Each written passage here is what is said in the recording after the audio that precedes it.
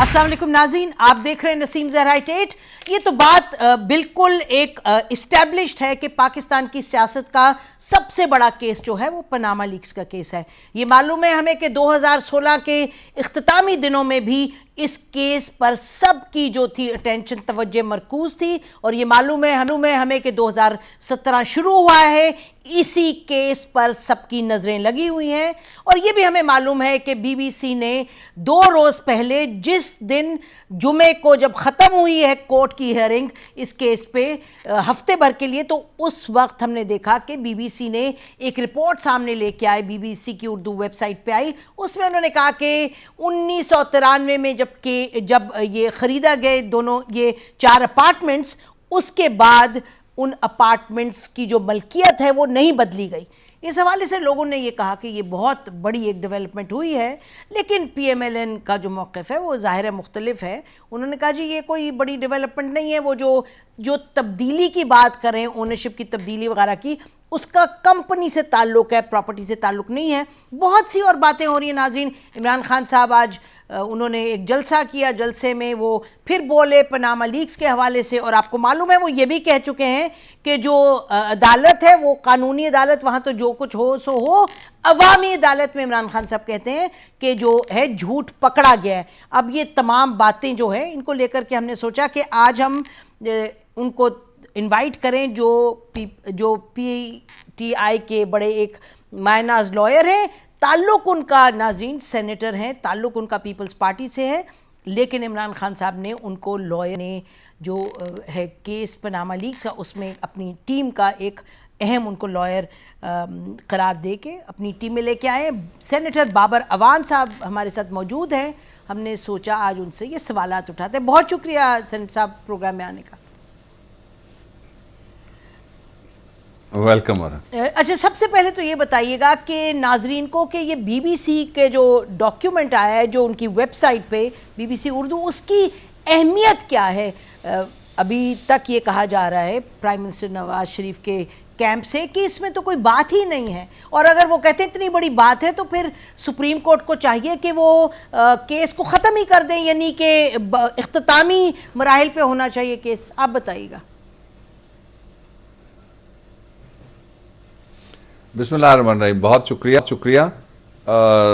सबसे पहले तो मैं आपके भाई साहब की वफ़ात के एतबार से मैं आपसे और आपके अहले खाना से ताज़ियत करना चाहता हूँ। दूसरा ये है कि जो इस वक्त नई डेवलपमेंट आई है पनामा के हवाले से, जो रिपोर्ट है बीबीसी की, वो बहुत इम्पॉर्टेंट है। लेकिन उससे पहले मैं 2 बातें कौम के सामने आपके तवज्जुह से रखना चाहता हूँ। पहली बात यह है कि देखिए, पाकिस्तान की तारीख में नहीं, दुनिया की तारीख में इस वक्त कोई दूसरा सियासी हुक्मरान ऐसा नहीं है जिसकी 30 नस्लों का, 3 नस्लों का और सारे वसाइल का और उसके सारे पैसों का एक एहतसाब हो, और मुल्क की आखिरी अदालत उस एहतसाब का मुकदमा सुन रही हो। इस एतबार से आपने जो कहा, आई टोटली एग्री विद। और मैं ये भी उसमें इजाफा करना चाहता हूँ कि पाकिस्तान की बड़ी बदकिस्मती है कि इन हालात में कि हम जंग के अंदर फंसे हुए हैं, पाकिस्तान के चेहरे पे बदनमा दाग लगा हुआ है कि उनके प्राइम मिनिस्टर का ये हाल है और जो हुक्मरान अशराफी है उसका ये हाल है। अच्छा, अब इसका एक सबूत है, जो बात आपने कही और मैं भी कह रहा हूँ, उसका एक सबूत ये है कि दुनिया के अंदर इस पर लोग खामोश नहीं हैं। और बीबीसी जैसा एक इदारा, उसने एक इन्वेस्टिगेटिव रिपोर्ट अपनी अभी दी है सामने, और उस इन्वेस्टिगेटिव रिपोर्ट के सामने ये बात आई है कि जो लैंड रजिस्ट्री है मेन लैंड के ऊपर बरतानिया में, उसमें मलकियत उसी की है जो 1993 में थी, वो कभी तब्दील नहीं हुई। अच्छा, अब आपका सवाल बड़ा इंपॉर्टेंट है कि इसके असरात क्या हैं। पहला ये देख लीजिएगा कि अगर मलकियत तब्दील नहीं तो इसका मतलब यह है कि अगर कंपनी थी तो वो मालिक वही थी, उसमें सीईओ वही था, उसका डायरेक्टर वही था, उसका ऑस्टेंसिबल ओनरशिप वही थी, उसका बेनिफिशियरी यही था। एक बात तो ये हो गई। अगर ये बात मद्देनजर रखें और इसको जक्स्टापोज करें, हम सामने खड़ा करें कतरी के खत के सामने, तो कतरी तो ये कहता है कि ये सारा कुछ तो हमने एक सेटलमेंट में इनको दिया था, तो फिर इनमें से एक झूठा है, एक सच्चा हो गया। कतरी झूठा है या लाहौरी झूठा मौक़िफ़ है, ये दोनों में से एक आपको सामने रखना पड़ेगा। इसको समझने के लिए एक दूसरा भी इसके पहलू निकलता है। वो पहलू ये है कि अगर ये किसी और की भी कंपनी हो तो जो कंपनी होती है उसमें से चेंज होते हैं डायरेक्टर्स। नाम नेस्कोल रख लें, इसका नाम इसका नीलसन रख लें, या एक मोटरवे की कंपनी एक बनी हुई है, उसके मैं बोर्ड्स लाहौर आते जाते पढ़ते रहता हूँ, उसका नाम नेस्कोल से मिलता जुलता है, हेस्कोल। और ये जो हसन और हुसैन नाम है ये एच से शुरू होते हैं। ये बड़ी दिलचस्प सी ऐसी इत्तफाक था, मैंने कहा मैं आपसे और आपके नादरीन से मैं शेयर कर लेता हूँ। लेकिन ये है कि वो नाम भी नहीं बदले। फिर ये है कि कंपनी की अगर मैनेजमेंट तब्दील होती है तो वो भी आपको रिपोर्ट करनी पड़ती है, वो भी नहीं बदली। फिर एक अहम बात यह है कि ये जो लैंड रजिस्ट्री उनका ऑफिस है, इसको मैं पाकिस्तान में इक्वेट करता हूं दो चीज़ों से। हमारे यहाँ एक पटवारी होता है जिसके पास जो ओनरशिप है उसको ट्रांसफ़र करने के लिए, मलकियत ट्रांसफ़र करने के लिए और टाइटल ट्रांसफ़र करने के लिए इंतकाल करते हैं, उसको कहते हैं अंग्रेजी में म्यूटेशन। और अगर पटवार खाने से बाहर निकल के हम चले जाएं दूसरी सूरत में तो एक रजिस्ट्री होती है। रजिस्ट्री रजिस्ट्रार करता है, एसिस्टेंट रजिस्ट्रार और डिप्टी रजिस्ट्रार वगैरह करते हैं, जो डिप्टी कमिश्नर से लेके तहसीलदार तक हैं। अच्छा, वहाँ उन्होंने लैंड रजिस्ट्री में ये सबूत दिए हैं BBC ने कि ये सारे के सारे मलकियत इनकी और टाइटल इनका वही है। इसका कतन ये मतलब नहीं निकल सकता कि टाइटल वही रहे और कंपनी तब्दील हो जाए, कंपनी वही रहे और टाइटल तब्दील ना हो, ये मतलब नहीं निकल सकता। अच्छा, एक और पहलू इसका है जो आपने कहा कि इमरान खान ने अवाम की अदालत की बात की। आई टोटली बाबर अवान साहब, अगर आप मुझे इजाजत दें, इस केस के तीन बाबर अवान साहब BBC वाली बात पे जो आपने तफसील में बयान की है, अगर उसकी इतनी अहमियत है तो क्या आपकी नजर में कल सुप्रीम कोर्ट जब बैठेगा तो उसका नोटिस लेगा खुद कि ये जो इतनी बड़ी बात आप कह रहे हैं, इतनी बड़ी डेवलपमेंट अगर आप समझते हैं वो है? जी हाँ, ये आर्ग्यूमेंट्स में भी आ जाएगी, ये रिमार्क्स में भी आ जाएगी, ये सबके इल्म में भी आ गई है। इसलिए सवाल पैदा नहीं होता कि इससे कोई एस्केप करके तो पिछली गली से कोई गुजर जाए, एक पहलू। दूसरा जो मैं आपको बताने की कोशिश कर रहा था वो ये है कि इस केस के, इस मुकदमे के 3 डायमेंशन हैं। डायमेंशन नंबर 1 इसकी है पाकिस्तान के लोगों का वो ट्रस्ट जो इस ओहदे पे किया जाता है। अगरचे 16% वोट उनको मिलते हैं और उसमें से 84% वोट लोग उनको नहीं डालते, इसके बावजूद वो कहते हैं मैं 20 करोड़ आदमियों का नुमाइंदा हूं। तो 20 करोड़ आदमियों में से जो लोग उनके पेरोल के ऊपर हैं, उनमें वकला अपना प्रोफेशनल ड्यूटी कर रहे हैं, उनके अलावा कोई एक आदमी भी ऐसा नहीं है जिसको कोई शक व शुबा हो कि ये पैसे किसके हैं और ये माल किसका है और ये जायदाद किसकी। और उसका सबब कोई मैं और आप नहीं है, उसका सबब उनके अपने दावे हैं जिनके मुताबिक वो कहते हैं कि ये इस खादम का माल है, जिनके मुताबिक वो कहते हैं कि मेरे अब्बा जी ने फिर कमर बांधी और उन्होंने बड़ी मेहनत की, इसलिए वो तो इनकार ही नहीं है। एक पहलू इसका ये हो गया जो बाबर अवान साहब इस पहलू पे, बाबर अवान साहब इस पहलू वहां पे एक एडजुडिकेशन हो रही है। सर इस पहलू पे जो भी आपने पहलू बयान किया, जो अभी आपने फरमाया, ये बताइएगा कि ये PMLN वाले कहते हैं कि जी हमने लोकल गवर्नमेंट के भी इलेक्शंस हुए हैं यूनियन काउंसिल घर में और हमारे लोग जीते हैं, और फैसलाबाद में जहां PTI के लोग थे वो भी उठ करके उन्होंने वोट हमारे बंदे को दिया। तो आप क्या बात कर रहे हैं? अवाम की अदालत में जो अभी लगी है लोकल गवर्नमेंट में, वो भी फिर भी वोट मिल रहा है PMLN को, उस पर आप क्या कहेंगे? देखिए, अवाम की अदालत में तो इनसे ज़्यादा परसेंटेज के एतबार से आसिफ जरदारी साहब की लीडरशिप सिंध में पीपल्स पार्टी को वोट मिला है। इस पे हुकूमत क्या कहेगी फिर? जो ये सिंबलिज्म नहीं है, सिंबलिज्म ये है कि पाकिस्तान का इंटेलेक्चुअल, पाकिस्तान का कॉलम राइटर, पाकिस्तान में आप जैसी जो ख़वातीन के आइकॉन्स हैं, वो सारे के सारे इस वक्त एक बात चाहते हैं, और वो बात ये चाहते हैं कि पाकिस्तान का चेहरा धुल जाए। जी, अगर सच है और सच में कोई रुसवाई की बात नहीं है, छुपाने के लिए कुछ नहीं है, तो जिस तरह नवाज शरीफ साहब ने शुरू में बड़ी पूरी एनर्जी के साथ ये कहा था कि अदालत खुलने दें, हमारे पास सारे सबूत हैं, वो सारे सबूत ले आए ना जी, अब अदालत खुल गई है। वो कहते थे मुकदमा चलने दें, उन्होंने ये नहीं कहा। मैं आपको नसीम ज़ोहरा साहब याद कराना चाहता हूँ, आपके पास वो वीडियो पड़ी हुई है, वज़ीर आज़म के साहबजादे का रास्ता किसी पाकिस्तानी ने रोका बैरून मुल्क, गालिबन लंदन में, और उसने कहा कि तुमने पैसे चोरी किए हैं। उन्होंने कहा, you want my answer, go to the court, let court summon me, I will give the answer, I will give all the proofs. ये रिकॉर्ड की बात है ना, ये मैंने तो नहीं कहा हुआ, ये कौम तो नहीं कह रही। तो अब वो सबूत सारे किधर गए? कभी कोई कहता है पर्ची में गुम हो गए, कभी कोई कहता है कि वो चले गए कतरी में, और कभी कोई कहता है कि जनाब जिसके मर्जी भी हो कंपनी ही ओनर है। असल बात जो मैं दूसरा पहलू उसका कह रहा था वो ये है कि लोगों का इस वक्त एंडेवर जो सुप्रीम कोर्ट में हो रही है, जो पार्टीज खड़ी हैं उनकी तरफ से भी और जजेस की तरफ से भी, कि सच सामने आ जाए। और उसका एक तीसरा डायमेंशन है पाकिस्तान में। देखिए ना, आप डेवस में जा रहे हैं, प्राइम मिनिस्टर साहब वहां जाके लोगों को बताएंगे ट्रांसपेरेंसी क्या होती है, फेयरनेस क्या होती है, एहतसाब क्या होता है, अकाउंटेबिलिटी क्या होती है। ये उसी तरह है जिस तरह बाहर जाके कहते हैं कि पैसे पाकिस्तान लाओ और अपने पैसे बाहर लेके जा रहे हैं। लोगों को कहते हैं कि जो बैरून मुल्क तुम इतनी कमाई करते हो वो पाकिस्तान में लेके चलो, और अपने सेफ हेवन जिन्होंने 7 समंदर पार बनाए हुए हैं। इसलिए ये सारी कॉन्ट्रडिक्शन ऑफ टर्म्स आ गई हैं जिनको रिकंसाइल ये नहीं कर पा रहे। मैं समझता हूं इस वक्त भी एक इज्जत का रास्ता ये मौजूद है जो अभी इस्लामाबाद हाई कोर्ट ने इख्तियार किया है, इसी हफ्ते इख्तियार किया है। तैयबा के केस में उन्होंने कहा कि जज साहब अभी जो मारने का इल्जाम है वो पता नहीं किस पे है, मुझे तो नहीं पता, घर के अंदर की बात है, तो वो डिटर्मिन होने से पहले ही, जिस तरह इनके ये कहते हैं पैसे किसके अभी नहीं पता इनको, ये मलकियत किसकी नहीं पता इनको, ट्रेल किधर नहीं पता इनको, तो जज साहब को उनके ओहदे से अलग कर दिया गया। इस वक्त जो ट्रांसपेरेंसी है उसका तकाजा है कि नवाज शरीफ साहब ओहदे से अलहदा हों और एक आजादाना तहकीकात जो सुप्रीम कोर्ट में हो रही है उसको होने दें, मुकदमा चलने दें, और उसके बाद वो इंतजार करें, देखें कि क्या होता है। और इस मुकदमे में अगर वो समझते थे कि उनके पास सबूत हैं तो आज तक वो सबूत क्यों नहीं सामने ला रहे? बेशक इंतजार में है नवाज शरीफ साहब के सबूत। बेशक नाज़रीन, हम ब्रेक लेते हैं। बाबर रवान साहब ने 2-3 अहम बातें की। ये बात दुरुस्त है कि प्राइम मिनिस्टर ये फरमाया था कि सबूत जो है हम लेके आएंगे। हमारे प्रोग्राम्स में मुतअद्दिद में इनके जब आए लीडर्स PMLN के, उन्होंने कहा जी ये सबूत हैं, सब देंगे। ये याद रहे कि मखदूम अली खान साहब जो प्राइम मिनिस्टर के लॉयर हैं उन्होंने कोई सबूत नहीं दिया। उन्होंने बल्कि ये कहा कि जो रिस्पोंडेंट 5 या 7 यानी कि मरियम नवाज साहिबा के जो लॉयर हैं वो आके सबूत देंगे। और ये बात भी दुरुस्त कह रहे हैं बाबर रवान साहब कि जो सियासी तौर पे यकीनन वोट्स मिल जाते हैं, ये भी दुरुस्त बात है।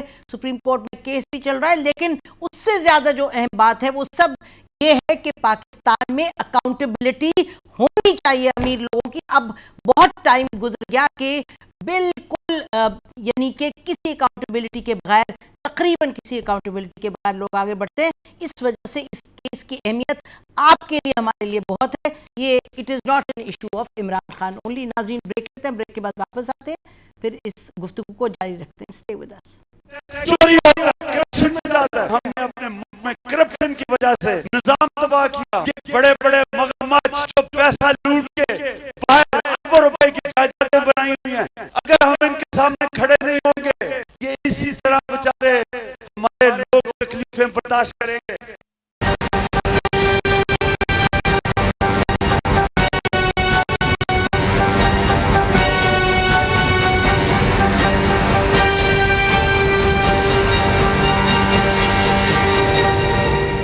वेलकम बैक नाज़रीन। हमारे साथ सेनेटर बाबर रवान साहब मौजूद हैं। ये PTI के जो लॉयर्स की टीम है उसका एक अहम ये रुकन है और आपको मालूम है कि सियासतदान भी हैं। बाबर रवान साहब ये बताइएगा कि जो हम सुन रहे हैं कोर्ट में मखदूम अली खान साहब की आर्ग्यूमेंट्स, अब तो यानी उन्होंने कोई शवाहिद पेश नहीं किए ये इस्टेब्लिश करने के लिए कि ये प्रॉपर्टीज़ में प्राइम मिनिस्टर साहब उनके ख़ानदान की मलकियत के हवाले से कुछ नहीं उन्होंने दिया जिससे रद्द करें, बल्कि अब वो टेक्निकलिटीज़ के पीछे वो कह रहे हैं कि जी 62-63 का तो केस आप सुन ही नहीं सकते। उन्होंने ये जो है कोर्ट उसमें केस चल रहा है, तो अब तो ये उस तरफ ले जा रहे हैं बात, बिहाइंड द टेक्निकलिटीज़ लगता है कि वो छुप रहे हैं। अब देखिए 3 मौक़िफ़ हैं जो सुप्रीम कोर्ट ऑफ पाकिस्तान में अभी तक प्राइम मिनिस्टर की तरफ से आ चुके हैं। 3 मौक़िफ़ वो हैं जो प्राइम मिनिस्टर अपनी ज़ुबान से कौम के सामने बयान कर चुके हैं, और ये एक और मौक़िफ़ है जो इस वक्त सामने आ रहा है। इसके भी 3 हिस्से में, ये जो वो है ना 3 मौक़िफ़ 3 कहानियाँ 3 जगह से, मैं वो सारी शॉर्टली आपको बता देता हूँ। सबसे पहले आपने मखदूम अली खान साहब जो प्राइम मिनिस्टर के वकील हैं उनसे जिक्र शुरू किया, उन्हीं की बात कर लेते हैं। उनका पहला मौक़िफ़ ये है कि वो कहते हैं कि आर्टिकल 62-63 लागू करने के लिए पहले एक ट्रायल का किया जाना जरूरी है। उसका एक आसान जवाब है, पाकिस्तान की तारीख का ताज़ा तरीन जवाब है, सुप्रीम कोर्ट ऑफ पाकिस्तान का जवाब है। 3 या 5 या 7 जजों के बेंच का जवाब नहीं है, 17 जजों के बेंच का जवाब है। सारी सुप्रीम कोर्ट बैठी, मुशर्रफ के खिलाफ उन्होंने LFO लगाने पे, जजों को घर भिजवाने पे, एक Sindh high court bar association का मुकदमा सुना, उस मुकदमे में मुशर्रफ को बुलाया नहीं, उस मुकदमे में मुशर्रफ ने जरा नहीं की, उस मुकदमे में मुशर्रफ को किसी वक्त भी ये नहीं कहा गया कि वो शोकाज बताए कि तुम झूठे हो, क्या तुम मकार हो, तुम रास्तबाज हो, राइटियस हो, प्रोफ्लिगेट हो, सादिक हो या अमीन हो। इसके बावजूद वो जजमेंट दी गई। उस जजमेंट की रोशनी में वो नाअहल किए गए। जब मुशर्रफ ने इलेक्शन लड़ा चतराल के इलाके से, वो 2 सीटें थी, MNA और MPA गालिबन इन्होंने जीती, और जो वहाँ रिटर्निंग ऑफिसर ने उनको इजाज़त दी। रिटर्निंग ऑफिसर के बाद जब बात ऊपर गई तो उनको नाअहल कर दिया गया, इसलिए कि वो रास्तबाज नहीं थे। इल्ज़ाम क्या है? क्या हाई ट्रीजन का मुकदमा साबित हो चुका था? Answer is no. वो मुकदमा तो उस वक्त अभी कायम ही नहीं हुआ था। इसलिए ये कहना कि आर्टिकल 62 और ख़ास तौर पे 62-63 दोनों को छोड़ के आर्टिकल 62(1)(f), आर्टिकल 62 की जो 1F है उसके अंदर ये नाअहल होते हैं वजीर आजम, और उनके खिलाफ ये फैसला किया जा सकता है। मिसाल मौजूद है, और जहां 17 जजों का बेंच हो तो जाहिर है वो 5 जजों के ऊपर बाइंडिंग भी है। 1F जरा बयान कर दीजिएगा नाज़रीन के लिए। अगर कोई शख्स रास्तगो नहीं है, यानी गलत बयानी करता है, उसमें क्वांटिफाई नहीं लिखा हुआ कि कितनी गलत बयानियां उसने की हैं। मैं आपको इसी मरहले पे, आपका बहुत इंपॉर्टेंट पर्टिनेंट सवाल है, बड़ा सर्जिकल सवाल है बल्कि, और उसका सर्जिकल जवाब यह है कि वजीर आजम साहब ने खुद पहले यह कहा कि मेरा इसके साथ कोई ताल्लुक नहीं है। अब पूरी काबीना उनको दिफा कर रही है। वजीर आजम साहब ने खुद ये कहा कि हम कोई बात छुपाएंगे नहीं, अब वो बात छुपा रहे हैं। वज़ीर आज़म साहब ने खुद ये कौम के सामने कहा, और तकरीबन 10 दफ़ा ये जिक्र आया उनकी तकरीर में, तीनों तकरीरों में 10 दफ़ा उन्होंने कहा हमारा ख़ानदान, हमारा कारोबार। अब वो कहते हैं मैं ख़ानदान को जानता ही नहीं, मुझे कारोबार का कुछ पता ही कोई नहीं है, ये पैसे किधर से आए मुझे मालूम ही नहीं है।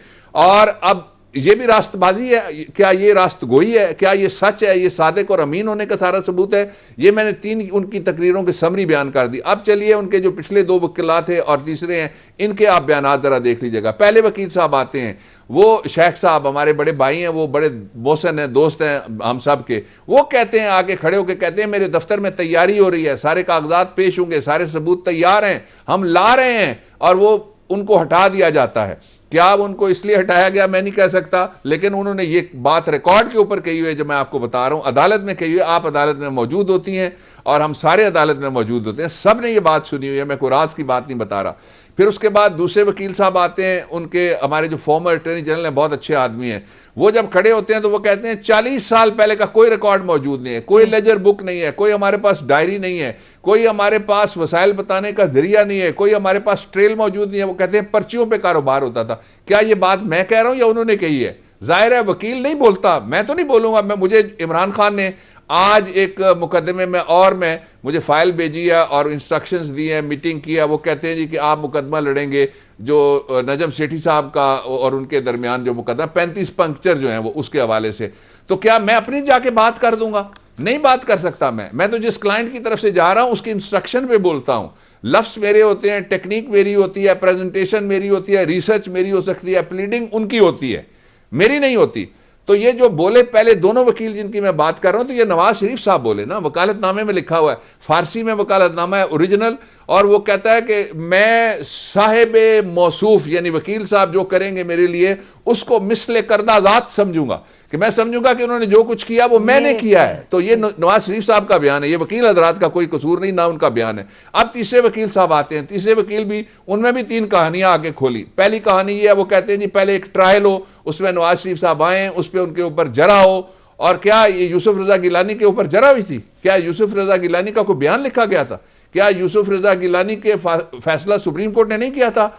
और क्या काम क्या था? वो कह रहे थे कि आप एक खत लिख दीजिए, खत नहीं लिखा, पहले कहा कि जी तो इन्हें अदालत है, फिर यूसुफ रजा को घर भिजवा दिया गया। तो ये फैसला कहां पे हुआ? वही हुआ ना जी। अच्छा, इसका एक दूसरा पहलू जो उन्होंने छेड़ा, वो ये पहलू छेड़ रहे हैं, वो कहते हैं कि इनका तो ताल्लुक ही नहीं है इस कारोबार के साथ। तो वो जो उनके 10 बयान है पहले, वो किधर गए फिर? ठीक, इनमें से भी एक सच हो सकता है, बाकी सच नहीं हो सकते। और तीसरी जो उन्होंने, और सबसे इंपॉर्टेंट वो जो बात कर रहे हैं, वो ये कहते हैं कि ये यानी ये इस दलील का मंतक ये है कि पाकिस्तान में वो सुबह तुलू नहीं हो सकती जब किसी बड़े आदमी को झूठ बोलने पे कोई पकड़ेगा। पाकिस्तान में सैकड़ों मुकदमात तो मैंने खुद लड़े हैं, हजारों दूसरे मौजूद हैं, जिसमें कहा गया कि सुनाइए जी दुआए कुनूत, उसने कहा नहीं सुना सकता, उसने कहा डिस्क्वालीफाई। जिसमें कहा गया ये बताइए कि कायदे-आज़म मोहम्मद अली जिन्नाह साहब का यौम पैदाइश क्या है, उसने कहा नहीं बता सकता, उन्होंने कहा जी डिस्क्वालीफाई, ये तो अहल आदमी नहीं है। तो पाकिस्तान में अगर प्राइमरी जो यूनिट है बल्दिया का, उसके काउंसलर के लिए भी कोई झूठ और सच का मयार मौजूद है, तो हम कहेंगे कि वज़ीर आज़म जो मर्जी कहता रहे जी, तो हद हो जाएगी ना जी।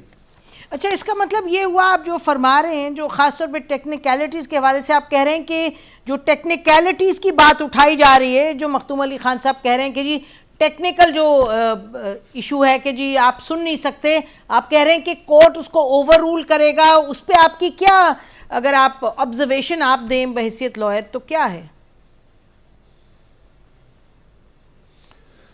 देखिए कोर्ट क्या करेगी ये कोर्ट पे छोड़ते हैं, लेकिन मैं बता रहा हूं कि कोर्ट में ये फैसला हो चुका है, इसी तरह के मुकदमे में पहले फैसला हो तो चुका है जनरल मुशर्रफ के मौजूद मुकदमे में, और वो जनरल मुशर्रफ का मुकदमा अभी कायम है जी, केस मौजूद है, Sindh high court bar association का वो मुकदमा है। अच्छा, उसके बाद फिर एक और बात भी है, आपको याद है कि गलत बयानी पे शहबाज शरीफ साहब को डिस्क्वालीफाई किया गया था और उनको ओहदे से जो एमपीए के अपने हलके से वो अलहदा किए गए थे, इसीलिए वहां पे खोसा साहब पहले उस राउंड में आए थे। आपको याद है जो जिनको कुछ अरसे के लिए चीफ मिनिस्टर पंजाब का लगाया गया था। मैं इसी गवर्नमेंट की मैं बात कर रहा हूं। अच्छा, फिर मैं एक और बात है जो इससे भी इंपॉर्टेंट बात है, वो बात यह है कि बारे सबूत का सवाल या किसने साबित करना है, किसने दलील लानी है, किसने जवाब लाना है, किसने शहादत देनी है, कौन सर्कमस्टांशियल एविडेंस लेके आएगा, कौन अटेंडिंग सर्कमस्टांसेस की बात करेगा, वो सवाल तब पैदा होता है जब कोई इनकार करे। ये कहते हैं इनके तो जो साहबजादे हैं वो कहते हैं अल्लाह के फजलो करम से पाकिस्तानियों आपके लिए खुशखबरी है, मैं लंदन में बैठा हुआ हूं तो ये सब खादिम का है, खिदमत उन्होंने क्या की जिसके एवज उनके पास ये जायदाद आ गई वही बता सकते हैं।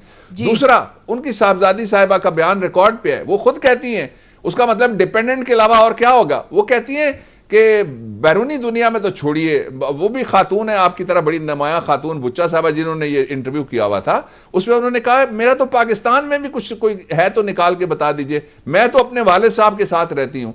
तो जब शादीशुदा कोई भी खातून, हमारी सारी बहनें बच्चियां हैं, हम सब का एहतराम करते हैं बड़े दिल से, लेकिन अगर उसका बयान ये हो कि मैं वालिद साहब के घर में शादी के बाद भी रहती हूँ, तो इसका मतलब तो यह है कि ना वो खुद कुछ करती हैं और ना उनके मियाँ कुछ करती हैं, वो डिपेंडेंट ही होगा ना इसका अंग्रेजी में तर्जुमा। और कोई तर्जुमा क्या किया जा सकता है, वालिद का घर वैसे तो उस पे शरई तौर पे भी अपना ही घर होता है जी। कोर्ट में बड़ी उस पे बात हुई है इस पे कि डिपेंडेंट है या नहीं है। अब नाज़रीन ब्रेक लेते हैं, ब्रेक के बाद वापस आएंगे और फिर इस गुफ्तगू को जारी रखेंगे और बाबर अवान साहब से पूछेंगे। ये तो फरमा रहे हैं कि जो बारे सबूत है वो प्राइम मिनिस्टर उनके ख़ानदान पे है क्योंकि ये सब चीज़ें उन्होंने एक्सेप्ट की हैं, लेकिन ये तो हमें मालूम है कि कोर्ट की जो ऑब्जर्वेशन जब आप देखें तो जो बेंच जो है उसमें मुख्तलिफ आरा हैं कि बारे सबूत किस पे। नाज़रीन ब्रेक लेते हैं, उसके बाद गुफ्तगू जारी रखते हैं। Stay with us.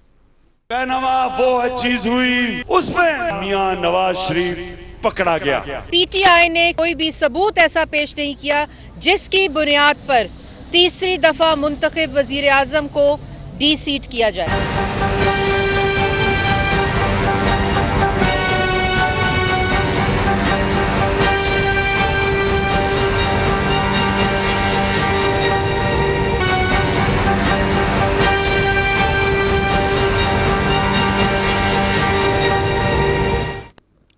Welcome back नाज़रीन। हम बात करें सेनेटर बाबर अवान साहब से जो इस वक्त पनामा केस कोर्ट में लगा हुआ है, उस हवाले से।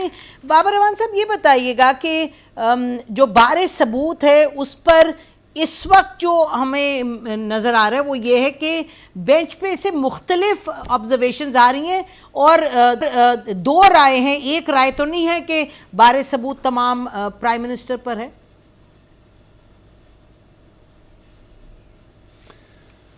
देखिए, जो इस वक्त की सुप्रीम कोर्ट के बेंच की कॉम्पोजिशन है, इसमें सारे ही बड़े एक्सपीरियंस्ड जज हजरात हैं, इसलिए वो मुख्तलिफ एंगल से सवाल करते रहते हैं। लेकिन ये ज़रूरी नहीं होता कि हर मुकदमे में 100% जजेज इत्तफाक करें, इख्तलाफी नोट भी आ सकता है जिसको डायसेंटिंग व्यू कहते हैं। एक आपके सवाल के एक पोर्शन का हिस्सा ये है।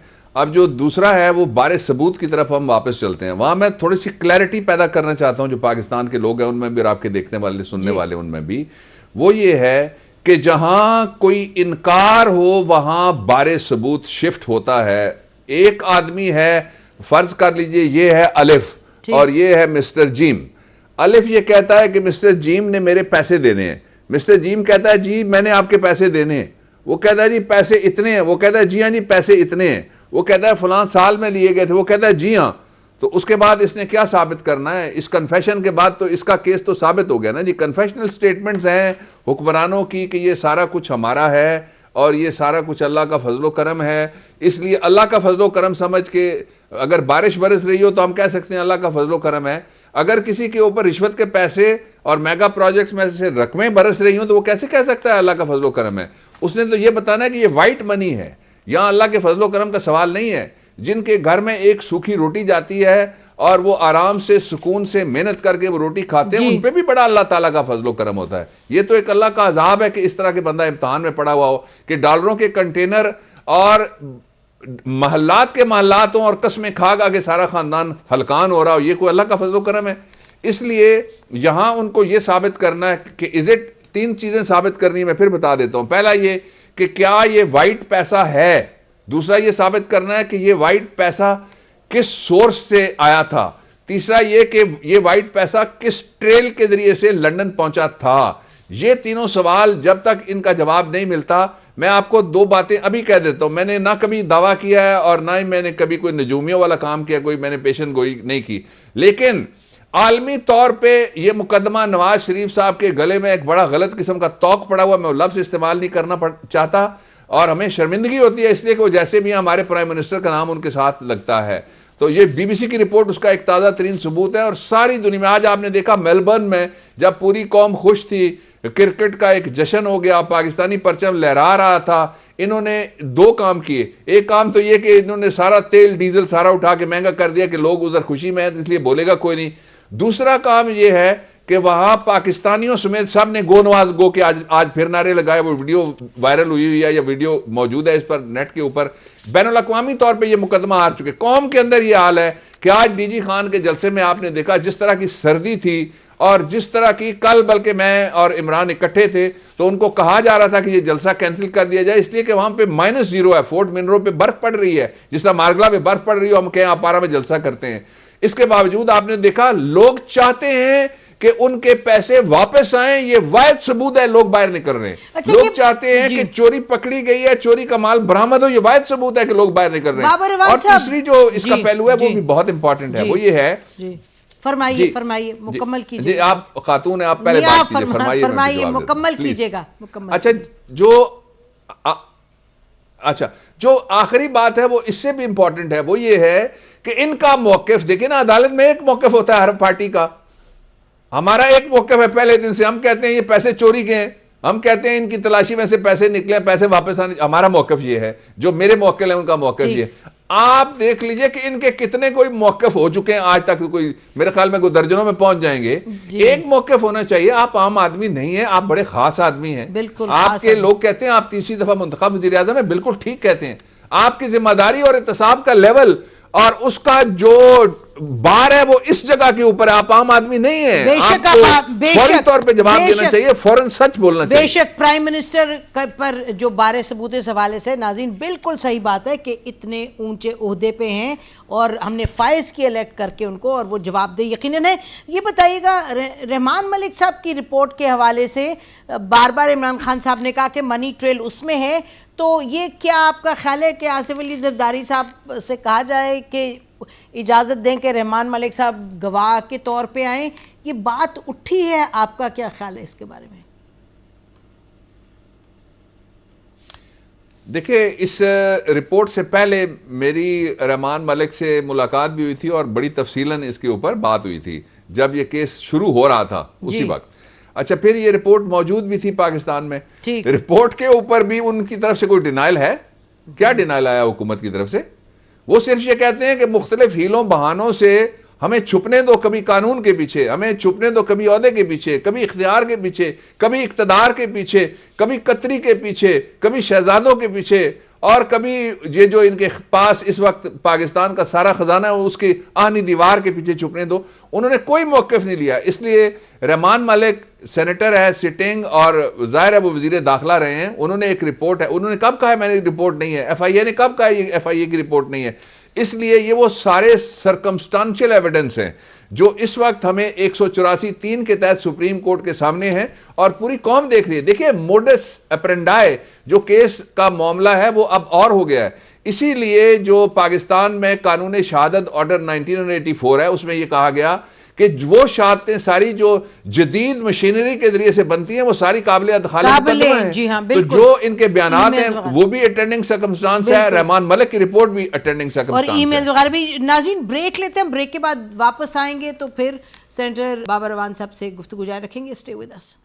नवाज शरीफ, तुमने 93 से ये फ्लैट खरीदे, अपनी बेटी के नाम फ्लैट लगाए, अपने बेटों को लंदन जब पहुंचाया यहाँ से पैसा चोरी करके उनके नाम रख दिया। सियासतदान जरूर हैं जो झूठ बोलते हैं और बिला नागा बोलते हैं। गोश्त का भी मंगल और बुध का नागा होता है, उनका कोई नागा नहीं होता। वेलकम बैक नाज़रीन, हमारी बात हो रही है सेनेटर बाबर रवान साहब से। सेनेटर साहब ये बताइएगा, आपकी चौधरी निसार साहब से, बड़े अहम मिनिस्टर हैं इस हुकूमत के, उनसे मुलाकात हुई? तो लोग जानना चाहते हैं कि किस हवाले से ये मुलाकात हुई। चौधरी निसार साहब से बहुत देरीना ताल्लुक़ है, बहुत देरीना, और रिश्ता भी है, वो मेरे ससुराली हैं और पहली मुलाकात नहीं थी, मुलाकातें होती रहती हैं और गुफ्तगू भी होती रहती है। अच्छा, तो उसकी कोई सियासी अहमियत नहीं आप फरमा रहे? अब सियासी लोग मिले तो अहमियत वैसे ही लोग बना लेते हैं, अपने अपने एंगल्स हैं, लेकिन हमारा बहुत देरीना ताल्लुक है। अब जिस पार्टी में हूँ सियासत अपनी अपनी है, इसके बावजूद ताल्लुक है। ठीक ठीक, we leave it at that. ये बताइएगा सेनेटर साहब के लाहौर हाई कोर्ट में आप केस डॉन लीक्स का इस वक्त कर रहे हैं और लाहौर हाई कोर्ट ने कहा है कि इस केस को विड्रॉ कर लें क्योंकि ये हसास नौयत का है। तो क्या आप इस पर क्या एक्शन लेने वाले हैं? नहीं, विड्रॉ बिल्कुल भी नहीं होगा, लेकिन लाहौर हाई कोर्ट का भी ऐसा कोई हुक्म नहीं है कि हम विड्रॉ करें। विड्रॉ करना ना करना चॉइस होती है पार्टी की। असल बात यह है कि हुकूमत ने वहाँ पे यू टर्न लिया है और वहाँ इसको मैं कहूँगा डर्टी प्ले कर रही है।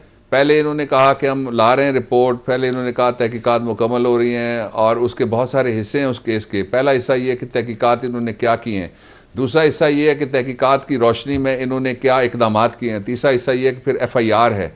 तो ये 3 हिस्से अभी रहते हैं। इन्होंने वहाँ पे दरखास्तें दी हैं और कहा है कि जी ये सीक्रेट एक्ट के तहत आता है, इसलिए जो ऑर्डर्स पहले कर चुका है हाई कोर्ट वो ऑर्डर अपने अमेंड करे, उनको विड्रॉ करे या मॉडिफाई करे। ये दरखास्त है जो इन्होंने दी है।